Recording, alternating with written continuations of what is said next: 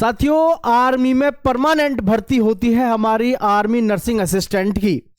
Army nursing assistant में आपकी age limit क्या रहेगी, यानी कितने वर्ष से कितने वर्ष तक आप इसमें अप्लाई कर सकते हैं, क्वालिफिकेशन क्या चाहिए, ऑनलाइन फॉर्म कब भरे जाएंगे और साथ ही साथ इसका एग्जाम भी कब लगेगा, और पूरे भारतवर्ष में से आप किसी भी राज्य से हो, लड़का हो, मतलब किसी भी राज्य से हो आप, पूरी जानकारी इसमें ध्यान से देखना। आपके लिए 100% बहुत ही बेहतरीन और शानदार ये भर्ती है जिसमें आपको डायरेक्ट परमानेंट भर्ती होने का मौका मिलता है। तो आइए साथियों शुरू करते हैं इस प्यारे से सेशन को। मैं पहले ही आपको एक चीज़ बता दूं, ये जो आर्मी में हमारी नर्सिंग असिस्टेंट की भर्ती होती है इसको एएमसी बोलते हैं। आपके जो जब आप भर्ती हो जाते हैं, आपको जो वर्दी मिलती है आर्मी की, तो यहाँ कंधे पर लिखा रहता है एएमसी, ठीक है। तो आप इसमें भर्ती होने के लिए आपको योग्यता से लेकर के हर चीज़ के बारे में बता देता हूँ। सेंट्रल गवर्नमेंट की जॉब है, आर्मी की परमानेंट नौकरी है, कभी ये सोचो, ठीक है, परमानेंट नौकरी है। आइए देखिएगा, इसमें पूरी जानकारी बताते हैं आपको। सबसे पहले हम जानेंगे कि हमारी क्वालिफिकेशन क्या रहेगी ऑनलाइन फॉर्म भरने के लिए, फिर एज लिमिट को जानेंगे, रिटन टेस्ट में जानेंगे कि क्या क्या प्रश्न आते हैं, क्योंकि 50 क्वेश्चन आते हैं, 60 मिनट में करने होंगे, फिजिकल में क्या क्या होता है, मेडिकल ज्वाइनिंग, सारी चीज़ों पर डिटेल में आइए जान लेते हैं। क्वालिफिकेशन आपके सामने है, प्रत्येक बच्चा ध्यान से देखना। 12वीं क्लास जो आपने पास की होनी चाहिए, किससे की होनी चाहिए, फिजिक्स से, केमिस्ट्री से और बायोलॉजी से। Physics, chemistry, biology and English, ये आपके सब्जेक्ट होते हैं 12वीं क्लास में फॉर्म अप्लाई करने के लिए। 12वीं क्लास में आपके टोटल परसेंटेज कितने होने चाहिए, 50% टोटल होने चाहिए, ठीक है। प्रत्येक विषय में 40 नंबर होने चाहिए, बस किसी भी विषय में 40% से कम नहीं होने चाहिए। अब मेरे को मैसेज करके ये मत पूछना कि मेरे 38 हैं, 39 हैं। 40 नंबर से किसी भी विषय में अगर आपके कम है तो आप इसमें फॉर्म नहीं डाल सकते, और पूरा मिलाकर के आपका जो 12वीं क्लास में स्कोर है वो 50% होना चाहिए, ठीक है। एज लिमिट आपकी क्या रहेगी, 17.5 से 23 साल इसमें आपकी उम्र सीमा है, और आपकी जो एज लिमिट रहेगी वो 1/10/2003 से लेकर 1/4/2009 के बीच में कैलकुलेट होगी। यानी जिनकी भी उम्र सीमा 1/10/2003 से लेकर 1/4/2009 के बीच में आ रही है वो सभी इसमें फॉर्म भर पाएंगे। आपको ये तो कंफ्यूजन नहीं है ना कि मैं फॉर्म भर पाऊंगा या नहीं, अगर है तो आप जरूर हमें कमेंट करके बताइएगा, आपको जरूर बताएंगे हम कि भाई आप फॉर्म भर पाएंगे या नहीं भर पाएंगे, ठीक है। ऑनलाइन जो फॉर्म होंगे आपके, इसमें ध्यान से देखना सभी बच्चे, आपके जो ऑनलाइन फॉर्म शुरू होंगे इसमें, ये कब से होंगे, फरवरी 2026 से आपके ऑनलाइन फॉर्म शुरू हो जाएंगे, और एग्जाम जो होगा आपका जून और जुलाई में होगा 2026 में। एग्जाम कब लगेगा, जून जुलाई 2026 में लगेगा, ठीक है। अब आगे की प्रक्रिया को समझा देते हैं आपको, ध्यान रखना। ये भर्ती इतनी शानदार होती है, 12th के आधार पर आपको डायरेक्ट नर्सिंग असिस्टेंट बनने का मौका मिलता है, और इनकी जो ड्यूटी होती है आर्मी में, या तो आर्मी में जैसे मिलिट्री हॉस्पिटल होते हैं यानी एमएच होते हैं, या फिर बेस हॉस्पिटल्स होते हैं, उनमें आपको ड्यूटी मिलती है। आपका काम केवल नर्सिंग से संबंधित होगा, मेडिकल से संबंधित होगा। ये भी आपके लिए बहुत ही अच्छी और शानदार गुड न्यूज़ है साथियों, ठीक है।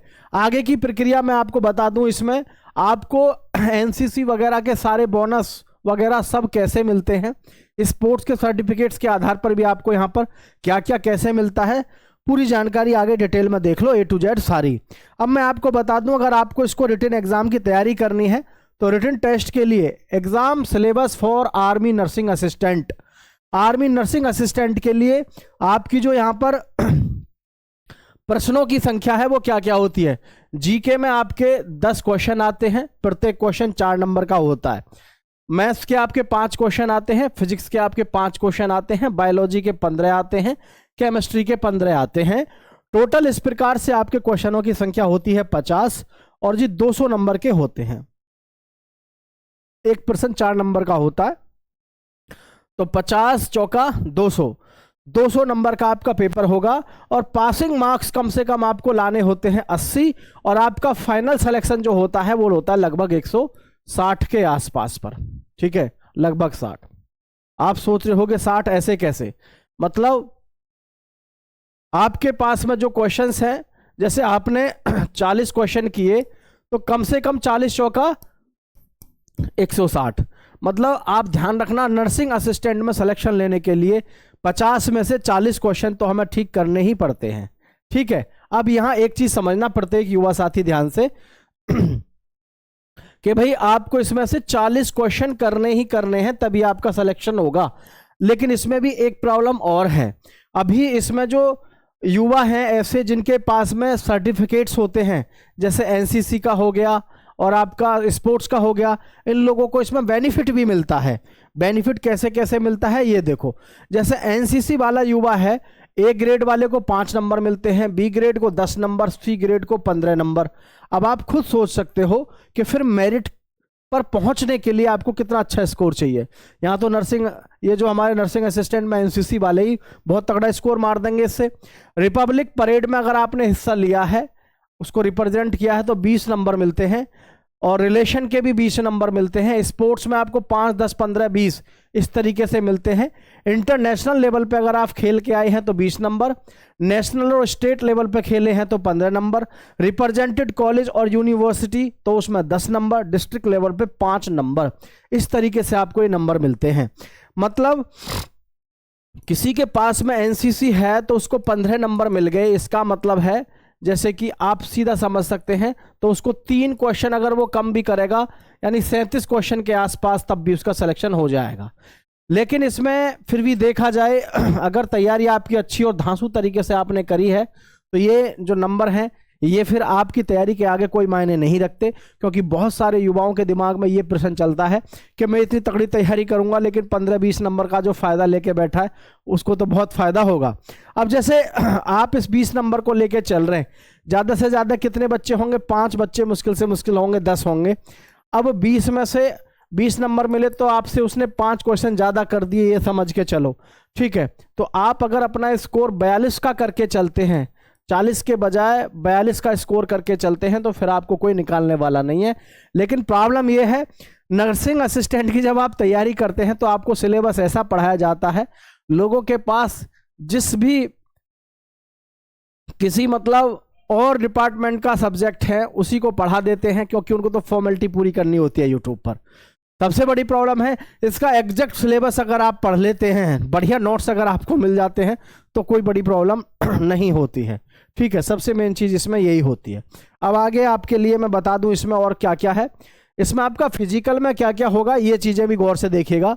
फिजिकल में देख लो ध्यान से, इसमें फिजिकल में आपका क्या क्या होने वाला है। फिजिकल में हाइट देखेंगे आप, हाइट 163 से 170 सेंटीमीटर रहती है जिले वाइज और स्टेट वाइज, और अलग अलग ARO ZRO के हिसाब से। चेस्ट आपकी 77 से 5 सेंटीमीटर यानी कि फुलाव होना चाहिए। वेट 47 से 57 किलो होना चाहिए अकॉर्डिंग टू हाइट। रनिंग आपको केवल पास करनी होती है 5 मिनट 45 सेकंड में। बीम आपको 10 क्वालीफाई होने के लिए 10 बीम लगानी है। एक 9 फीट का गड्ढा होता है जो आपको कूदना होता है। एक जिग जैग बैलेंस होता है जिस पे आपको इस तरीके से चलना होता है। ये जो जिग जैग होता है इसे कोई बहुत टफ नहीं होता, इस पे हमारे छोटे बच्चे भी जो है चल लेते हैं जिग जैग पे, ये बहुत बड़ी कोई चीज़ नहीं होती है साथियों। ज्वाइनिंग की बात करें तो ट्रेनिंग लखनऊ AMC सेंटर पे होगा। ट्रेनिंग AMC सेंटर पे होगा। बहुत ही इजी और शानदार तरीके से आपकी ट्रेनिंग होती है, क्योंकि इसमें जो आपको पढ़ाई करी जाती है वो सारी नर्सिंग मेडिकल से संबंधित कराई जाती है। ठीक है, चलिए आगे देखेंगे। आगे बात करते हैं एग्जाम लेवल की। तो एग्जाम लेवल जो होता है आपका वो 12th लेवल पे होता है, NCERT बेस्ड होता है। प्रॉब्लम लेकिन यहाँ यही है, हम जो पढ़ते हैं पढ़ाया हमको क्या जाता है, ये समस्या है। तो इस वीडियो के माध्यम से आपको पूरी जानकारी मिल चुकी है। भाई आपके फॉर्म कब भरे जाएंगे, एज भी बता चुके हैं। सभी बच्चों का बहुत बहुत धन्यवाद। आप सभी का नमस्कार। जय हिंद साथियों।